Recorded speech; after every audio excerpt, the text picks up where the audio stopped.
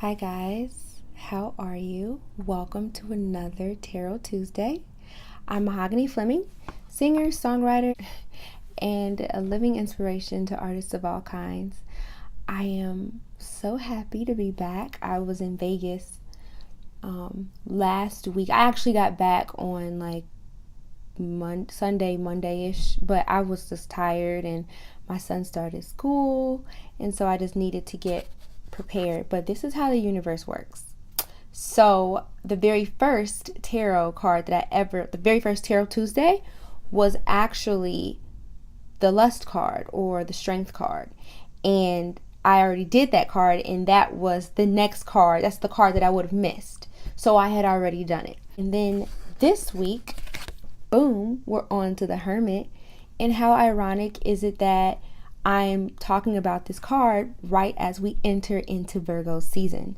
The sun will be moving into Virgo on the 23rd. I'm really bad with dates, but the 23rd, I believe. I'm really excited about it. Virgo is my sister sign. So each astrological sign is represented by an element. There's earth, there's fire, there's air, and there's water. I am an earth sign. Virgo and Taurus are earth signs. So they're my sisters, my sister signs. And so we have a lot in common. We're very grounded, very hardworking, very sensual. I can go into describing us all day long. But the thing that really separates the Virgo from let me take a step back, because I will talk about astrology all day, that's another reason why I love the cards, is because you can merge the two. So let me take a step back. The Hermit is represented by the sign Virgo. So that you understand, last week we were supposed to go over the Strength card that we had already done. That would have been the Leo sign, which we were in that Leo season. But now we're approaching the Virgo season, and now we're into the Hermit. Does that make sense? I hope it does.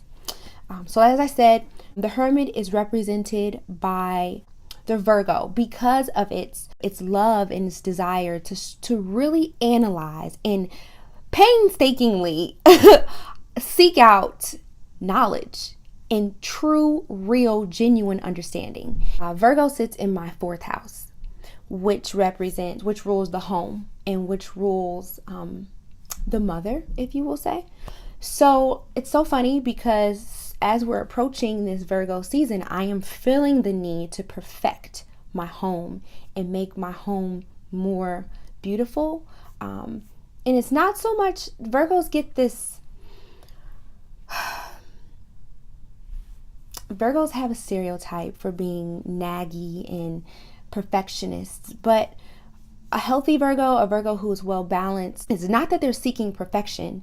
They just want people to be the best them that they can be. When they see a room, they want to clean it to be the best room it can be. And that's where I'm at right now. Like I said, Virgo sits in my fourth house, home. So literally I cleaned my kitchen, scrubbed walls. Like, it's just crazy how things just happen. And when it comes to my son, like, I've just really been on him lately, like, not on him in a bad way, just making sure that he's ready, prepared for school, and all of that good stuff. So we are here to talk about the Hermit. So I'm going to show you the card. And it is a man going into the darkness. What was that? I don't know. I'm also really excited about this card because this is the very first card, the very first shadow card. Shadow cards are not bad cards. As I said, as I go into the major arcana, every card represents a stage or a phase or the energies in a person's life. So everyone's life can't be good. Everybody's life can't be perfect all the time. So we're entering the not so much desired phases in people's lives. And we're starting with the Hermit card. And as you see, he's going into the darkness. with the only thing that he has in his hand is his staff to keep him stabilized. And we'll talk about that in a second. I didn't even write that down. If you see me looking down, using my notes, because I could talk about the hermit forever, so I have to write things down. So if you see me looking down, it's just because I gotta look at my notes so I can stay focused, because I don't want to make this video long. And he also has a lantern in his hand. To me, this lantern represents your inner light. And if you look at it, it's the only thing he has. So to me, when I'm going into a phase in my life that I don't really want to go into, I mean, no one wants to go into the darkness. Like, it's not something that you're like, yay, me, I want to go into that scary place. I want to go into those scary subconscious parts in my mind that I try to avoid. Nobody wants to do that. That's something that people don't usually volunteer to do. This inner light, this light that he has represents our inner light. And the only way to truly have this light is by being honest with yourself and not being afraid of those shadow aspects within you. This card is represented by the angel of inner wisdom and introspection.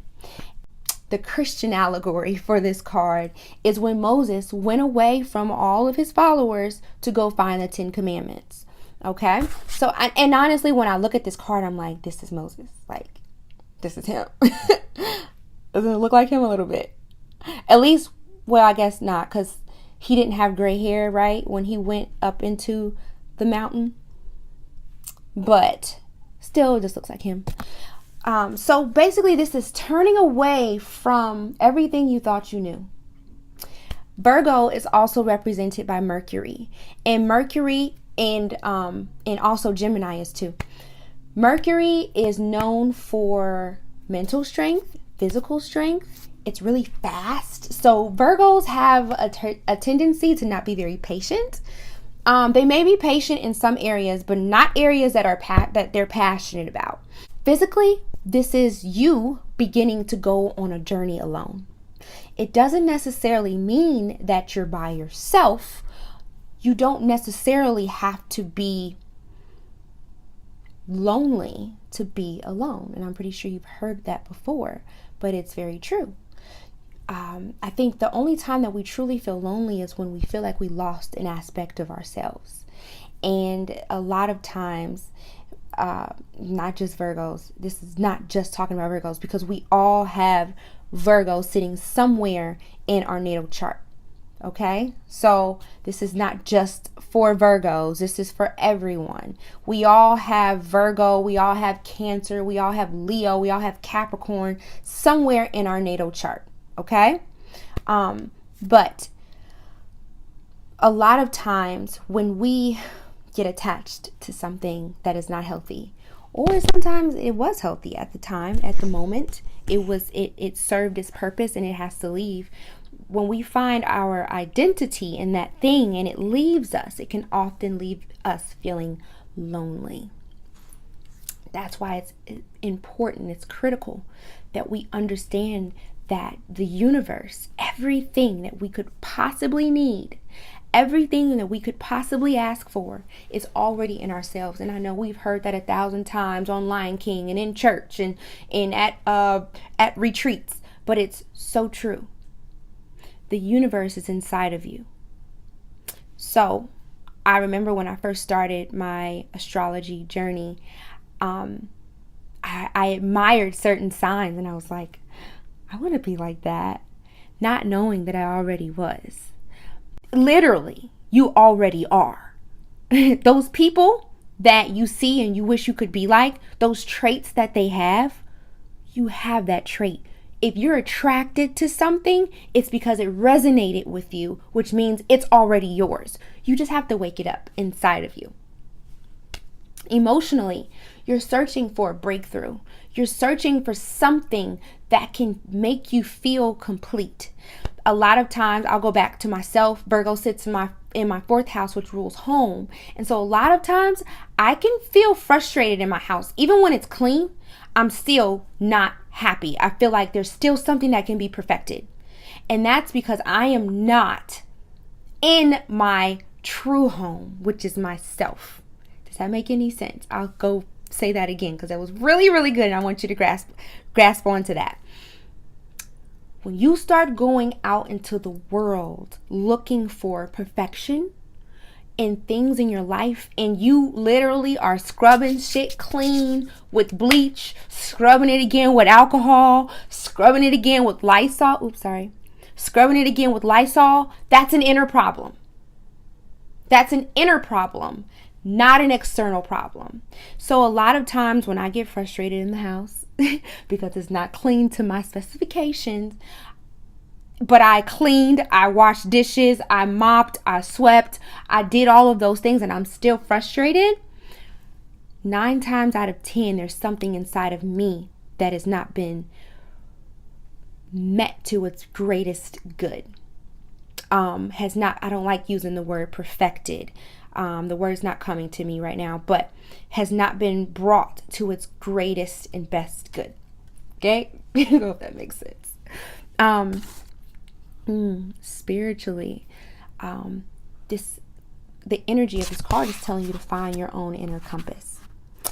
Your inner compass will guide you, and this lantern could also represent that compass guiding you and leading you in a direction. And a lot of times in our lives, we look to other people for guidance. We look to, I don't want to down the church, but a lot of times we look to the church to give us answers that are already in ourselves. We look to gurus. We look to YouTube personalities. We look to celebrities to give us answers to things that we will never feel complete with, because the answer is in ourselves. And a lot of times we don't want to do that work. We don't want to sit down and meditate. And just this morning I was watching Valerie Love, and she was talking about how meditation, and I've said this before, I'll say it again, meditation does not necessarily mean you're sitting there and don't get me wrong, I love sitting and meditating in that still place, but I had ADD. I don't like to claim it, but sometimes it's really hard for me to do that. I have to be playing the guitar, writing music, swimming. Oh my God, I went swimming, and if I wasn't with like a bunch of people, it really could have been a great meditation. Like seriously, I don't know, skating, all of whatever brings you happiness that you can get lost in. Coloring, like I've said before, I'm looking at my coloring book. Coloring is an excellent way to meditate. Meditating is going to help you center yourself, help you find contentment in yourself. That is how you find your inner compass. When you're able to be still, truly be still, you can't be guided in the wrong direction. Your heart will always tell you where to go. That compass will always lead you. But when you're looking for things on the outside to satisfy you on the inside, it'll never complete you. It may help you. I'm telling you right now, when I woke up, I grabbed every book. I watched every YouTube video. I watched and read, and I just spent a whole bunch of unnecessary money on things. Don't get me wrong. I learned a lot. Got every book on the tarot. Not every book, but really good books that helped me a lot. And I still use them. Don't get me wrong. I mean, you have to start somewhere, but there's a time where you have to use your intuition. And this card is all about discovering your intuition. Awareness is not given, it's experienced. Once again, that goes back to not using external sources to find happiness. A lot of times, once again, I'll say my Virgo, because like I said, we all have Virgos sitting somewhere, but Virgos can have the tendency to constantly be searching for knowledge, information, because they're like information hogs. Okay, they need information. They need their brain to constantly be working, and if it's not, they feel painful. I mean, literally, like one of the questions I was going to ask is, what happens to you when you are sitting still? And I've noticed that it's been painful for some Virgos to just be still. It's painful for me to be still in my home sometimes when I'm out of balance. Or sometimes not necessarily be still, but the complete opposite. And I just feel like I don't want to do shit. I'm not even going to bother. I'm just going to procrastinate because it's not going to meet up to my expectations of what I want it to be. So I'm just not even going to do anything. And a lot of times, I'll say earth signs in general can procrastinate because of their perfection.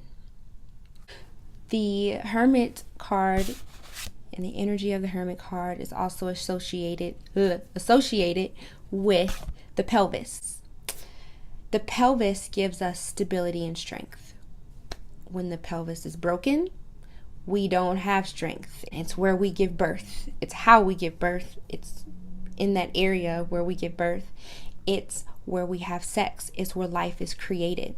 So when I meditate and I am trying to really dig deep into the energy of the Hermit, whether I'm trying to go into a place in my life where I am having trouble in, not feeling like I'm constantly looking and seeking information about something and not realizing that the answers are inside of me. When I'm out of balance in my life in a certain area, I use and I meditate with the energy of the Hermit card. And the way that I do that is I close my eyes and I bring my consciousness to my sacral / root chakra.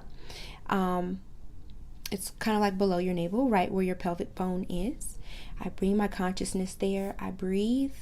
I bring my awareness down to my root and my sacral chakra, which is creativity and its stability. And that is a reminder for me every day that I am just as much of a part of earth as the trees, as the wind, as the fire, as earth itself. It's a reminder for me to just stay still, be still. Don't always feel the need to answer things immediately. A lot of times we have all of these anxieties because we feel this rush and we feel like we don't have enough time. But the best thing that happened to me when I woke up, and I say woke up because it's literally like I woke up, is I realized how much of a slave of time I was. And the energy of this card is telling you everything that is for you is for you, and you are not missing out on anything. When you are in direct alignment with the universe, you have nothing to worry about. I'm telling you, my life is just going so smoothly because when the planets move, I move. When the planets do something, I do something. And when I'm out of alignment with the universe, I'm on my own. I'm on my own. So I really hope that this helped you. It's definitely helping me every day. This is a card that it doesn't scare me when I see it. It's a maybe card.